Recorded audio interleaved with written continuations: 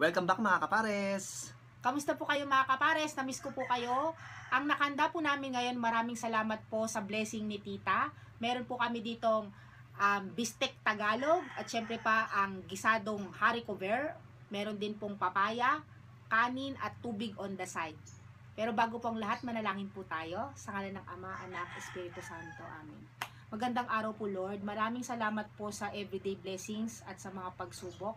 Keep us healthy and safe sa lahat ng oras. Ito hinihiling namin sa ngalan ng Jesus. At Amen. Thank you Lord. Kain po tayo mga kapares. manganta yon. Yes. Nakasama ko ulit si Baby Loves ngayon. Hello po. Kasi Pasensya na po. Medyo natagalan na akong bumalik kasi nagkasakit po ako. ano ba yun? Para may ano. Yan. Sarap na naman. Makakatim na naman tayo ng luto ni Tita. Thank you po Tita. Oh, bistek. Sarap. Hindi tayo nakakapag beef. Puro tayo gulay tsaka ano lang eh. Yan. Isda. Si Tita ang aming pampantay ng mga protein. Medyo may kamahalan kasi ang baka. Yan. Kain po tayo. Bendisol kaming papaya. Ano?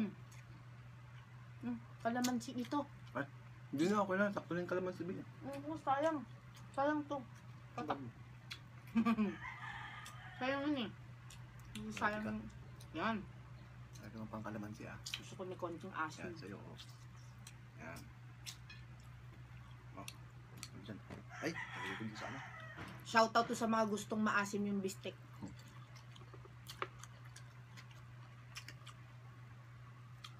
Tap. Ang lambot talaga ng mga karne ni Tita Liz, no? Oh! Si Tita. Haricot vert ba ito, be? Mm. Buttered garlic siya. Anong butter? Oo, ginigisa yan sa butter.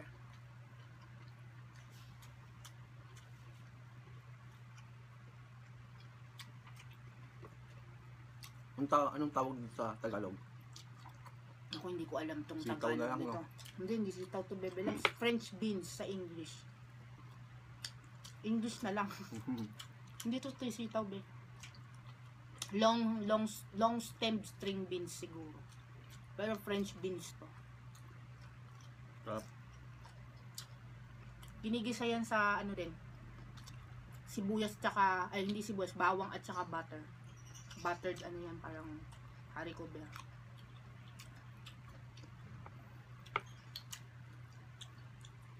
Asawa yan ng Reyna Cober.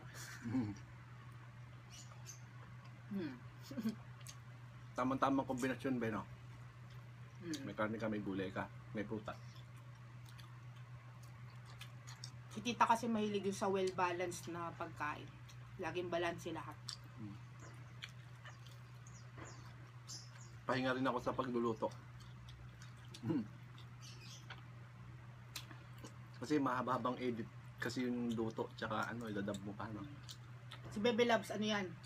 Pag hindi yan nag-edit, nagdadub siya. Pero pag yung dub na gusto niya na may kabuluhan, yung maganda-ganda, ako ang inuutosan niya. Kaya yung boses, alam niyo na pag iba. Pasensya na kayo sa boses ko, ah.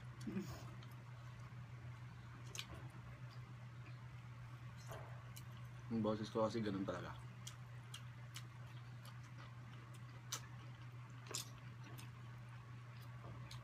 Shoutout po sa mga nag-share ng aming mga video dun sa ano, kangkong chips.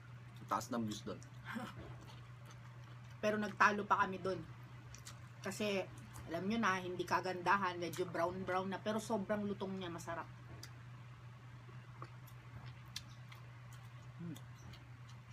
Ma-appreciate nyo, no? Na-enjoy ko yung kainin. May maano lang siya gawin, matrabaho. Pero masarap. Healthy pa. Healthy, oh. Tayo pa tayo ano. Shoutout kay Mama. Gusto yun ni Mama. Quality talaga yung beef niya, no? Yung pagkagagawa, no? Pag tayo kaya bumili. Kaya tsura ng bibili natin.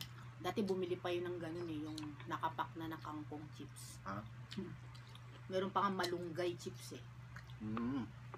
Magawa tayo.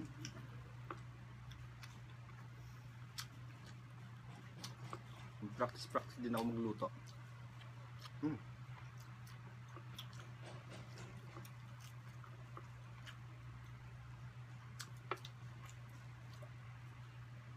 may gulay. Mm.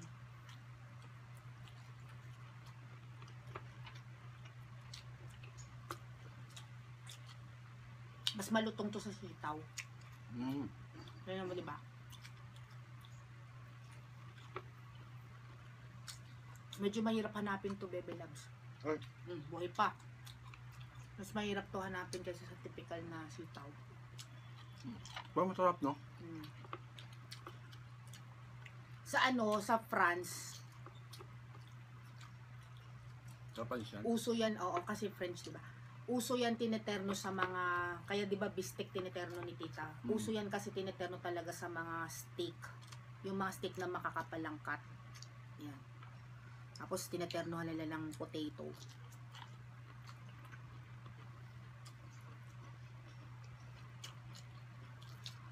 Kasi nga, pagkain yan ng mga konyo. Mm. Swerte ka. Pinagpala ka at natikman mo yan.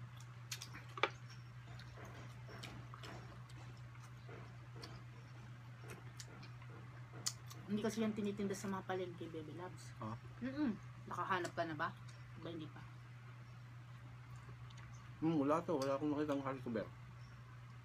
Usually sa mga ano yan, yung high-end na Kahit na grocery. supermarket sa SM, wala. Mga high-end.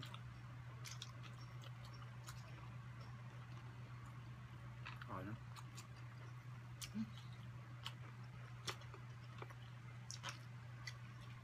Kaya masarap talaga siya, no? Tsaka madali yan lutuin. Mm. Mas madali nga yan mabali kaysa sa mga sitaw. Pagka pinilas, So, mga kapal. madali mo siyang... So, ano, yung haricovero. Para siyang ano, sitaw na, para siyang Baguio beans. halo. Pero, Ganun yung ano. pag kinain mo, medyo malutong-lutong siya. Tsaka hindi mo mararamdaman yung buto. May Mm. buto pa rin yan kaya maliliit. Tawag niya haricovero. Spell. Sitaw na lang.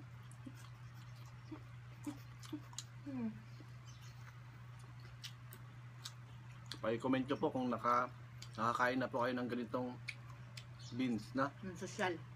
haricovero. Pa-comment nyo po. Salamat po kay tita. Si tita.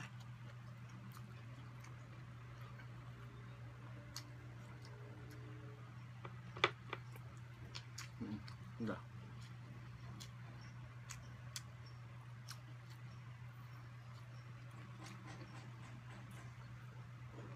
Hanggang dito na lang po yung video mga kapares, mahaba na po. Tutuloy na lang po namin yan off cam. Salamat po sa mga nag-share po ng aming mga video at yung mga followers po namin sa Facebook page. Yung silent viewers po, maraming salamat po. At syempre po, shoutout din po sa amin po mga loyal followers at subscribers. Follow nyo rin po kami sa amin pong YouTube channel. Nandun din po ang aming TikTok account, Jenhen Capares. At syempre po, special shoutout po kay tita dahil po sa blessings niya. Belated happy birthday po sa inyo. Hanggang sa muli, ingat po kayo. God bless. Stay healthy.